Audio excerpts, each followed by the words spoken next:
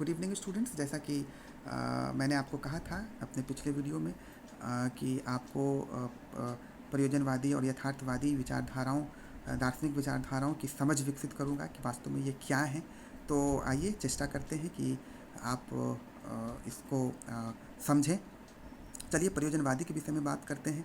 प्रयोजनवादी, जैसा कि हम लोग शैक्षिक दर्शन को समझने की चेष्टा कर रहे हैं प्रयोजनवादी विचारधारा के अनुरूप क्या होगा। तो शैक्षिक दर्शन है, इसका सीधा सीधा मतलब हो गया कि प्रयोजनवादी जो सोच होगी वो शिक्षा के उद्देश्य के विषय में ये बताएंगे कैसा होना चाहिए भाई, पाठ्यक्रम के विषय में बताएंगे कैसा होना चाहिए, उसी तरह से ये बताएंगे कि शिक्षण विधि कैसी होनी चाहिए, ये बताएंगे कि शिक्षक को कितना स्थान दिया जाना चाहिए। इस तरह से जितने भी शैक्षिक बिंदु हैं जिस पर हमने पहले भी बात की है, तो इसके विषय में आइए समझते हैं कि प्रयोजनवादी क्या इनकी क्या विचारधारा होगी। तो यदि आप शिक्षा के उद्देश्य के विषय में किसी प्रयोजनवादी से पूछेंगे तो प्रयोजनवादी विचारधारा जो है वो यह बताएगी आपको कि देखिए मेरे अनुसार तो शिक्षा का कोई भी उद्देश्य पहले से निर्धारित करने की आवश्यकता ही नहीं है। ये प्रयोजनवादी कहेंगे। क्यों? क्योंकि प्रयोजनवादी कहते हैं कि शिक्षा किस लिए है?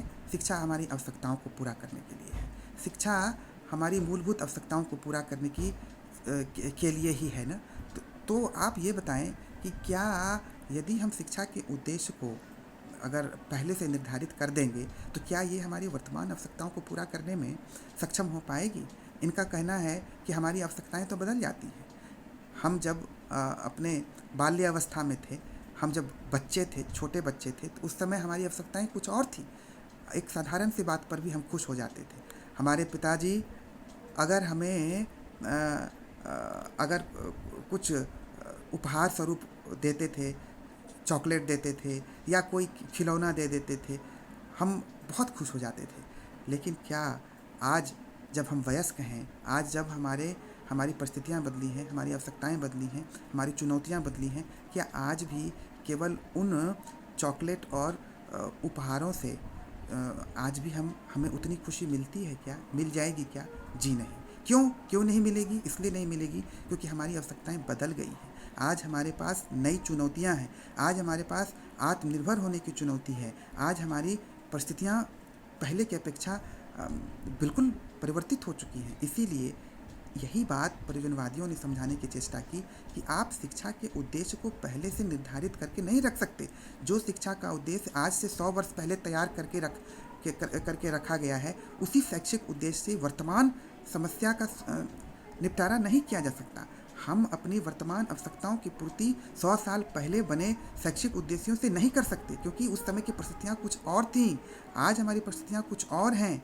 इसीलिए हमारे परिस्थितियों में अद्भुत परिवर्तन हुआ है। इसीलिए शैक्षिक उद्देश्यों को पहले से निर्धारित करने की आवश्यकता नहीं है, बल्कि ये हमारे वर्तमान परिस्थितियों के अनुरूप तय की जानी चाहिए और तात्कालिक समस्याओं के अनुरूप सुनिश्चित की जानी चाहिए। तो यह बात प्रयोजनवादियों ने कही। तो आप ये देख पा रहे हैं कि किस प्रकार से आदर्शवादियों की विचारधारा अलग थी शैक्षिक उद्देश्य को लेकर, प्रकृतिवादियों की विचारधारा अलग थी, और अब आप देखिए कि प्रयोजनवादियों ने एक अलग बात कही। तो इनकी विचार अलग थे। उसी तरीके से अगर आप देखिएगा तो अलग अलग बिंदुओं के लिए भी इनके अपने विचार थे। और जैसे कि पाठ्यक्रम को लेकर के भी इन्होंने अपने विशिष्ट विचार रखे कि भाई पाठ्यक्रम में हम उन विषयों को रखेंगे जो हमारी तात्कालिक आवश्यकता को पूरा करेगा। वैज्ञानिक विषयों को महत्व देंगे, व्यावसायिक विषयों को हम विशेष महत्व देंगे, ताकि हमारी कार्य क्षमता बढ़े, ताकि हमारी आत्मनिर्भरता बढ़े और हम एक सफल इंसान बन सकें, कामयाब इंसान बन सकें भविष्य में। तो ऐसे विषयों को जो हमारी व्यावसायिक क्षमता को विकसित करता हो, उन्होंने विशेष महत्व दिया। जो सामाजिक जो क्षमता हमारी विकसित करे ताकि हम एक कुशल जीवन जी सकते हैं, उन सामाजिक विषयों को उन्होंने विशेष महत्व दिया। तो इस प्रकार से इनकी विचारधारा बिल्कुल अलग थी। पाठ्यक्रम में इन्होंने ऐसे चीज़ों को विशेष महत्व दिया। उसी तरीके से यदि आप यथार्थवादियों को देखिएगा तो यथार्थवादियों की विचारधारा में इन्होंने सीधा कहा, अगर शैक्षिक उद्देश्य की बात कीजिए तो भाई यथार्थ का ज्ञान कराइए। इनका मानना था कि यदि कोई भी घटना घटी है तो निश्चित रूप से उसके पीछे कोई ना कोई कारण अवश्य व्याप्त होगा, क्योंकि बिना कारण के कोई घटना नहीं घट सकती। तो इन्होंने कहा कि भाई शिक्षा का उद्देश्य इतना स्पष्ट होना चाहिए, इस ढंग से निर्मित की जानी चाहिए कि ये घटना और कारण के बीच के संबंध को व्यक्त कर सके। या यथार्थ को स्पष्ट कर सके कि वास्तविकता क्या है, इसकी जानकारी करा सके। तो इन्होंने इसी प्रकार से पाठ्यक्रम में भी उन्होंने उन विषयों को महत्व दिया जो कि यथार्थ समय में जिनका विशेष महत्व है और जो यथार्थ को समझने में हमारी सहायता करते हैं। इसके अंदर वैज्ञानिक विषय और अन्य संबंधित विषय को इन्होंने बहुत महत्व दिया। तो मैं इन सभी जो विश्लेषण जो मैंने आपको करके बताया अभी, जैसे आदर्शवादी, जैसे प्रयोजनवादी, जैसे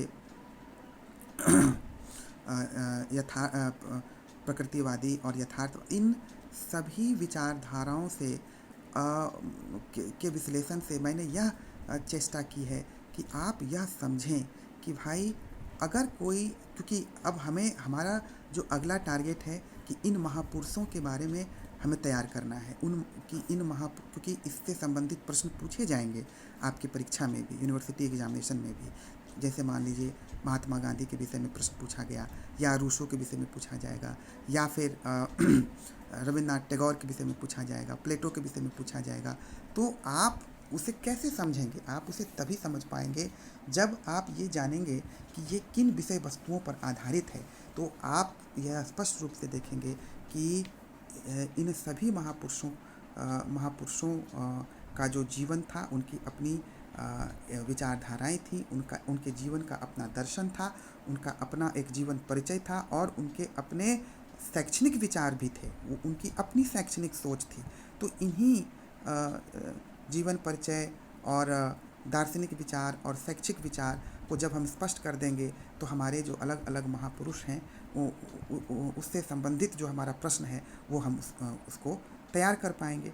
इसीलिए यह आवश्यक है कि हम सबसे पहले तो दार्शनिक विचार कितने तरह से हो सकते हैं और किस तरह से अलग अलग शैक्षणिक दार्शनिक विचार हो सकते हैं, किन बिंदुओं पर महापुरुषों के अलग अलग विचार आ सकते हैं, इन सबको स्पष्ट करने की चेष्टा हमने की है। मुझे पूरी उम्मीद है कि इस विश्लेषण से आपके अंदर यह समझ विकसित हो चुकी होगी कि जो अलग अलग महापुरुष हैं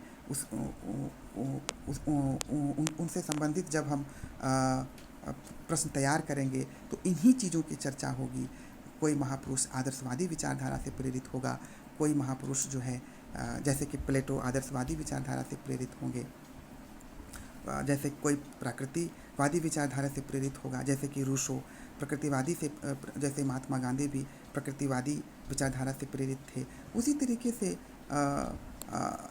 अब जब आप ये इन चीज़ों को जब आप समझ चुके हैं तो आपके लिए ये बेहद आसान होगा इन महापुरुषों के विषय में समझना, और इन महापुरुषों के विषय में ज्ञान एकत्रित करना बेहद सरल हो जाएगा। इसीलिए मैंने आपको विस्तार पूर्वक समझाने की चेष्टा की ताकि आप इनसे संबंधित, इन महापुरुषों से संबंधित प्रश्नों को बड़ी सरलता से तैयार कर सकें, उसे समझ सकें और आत्मसात कर सकें। मैं आपको बताऊं कि जब आप रूसों से संबंधित अध्ययन करेंगे, उन्होंने एक बात बड़ी अच्छी कही थी, प्रकृति की ओर लौटो। उनका एक संदेश था जो विशेष संदेश था और जो उनकी विशेषता को भी दर्शाता है। तो ये था। फिर उन्होंने स्त्री शिक्षा के विषय में भी अपनी बातें रखी थी, और लेकिन उन्होंने स्त्री शिक्षा के लिए जो पाठ्यक्रम था और जो बाल्यावस्था या फिर आप कहीं पुरुषों के लिए जो पाठ्यक्रम की चर्चा की थी, दोनों अलग अलग से चर्चाएं उन्होंने की थी। तो ये सब कुछ कुछ विशेषताएं थी जो कि आप आगे देखेंगे, जिसकी चर्चा मैं करूँगा निश्चित रूप से। खैर वो आने वाले समय में वो क्लियर होगा, आप उसे अच्छे से समझ लीजिएगा, क्योंकि अब आपको सभी संबंधित विषय वस्तुओं का ज्ञान मैं उम्मीद करता हूँ कि हो गया है, और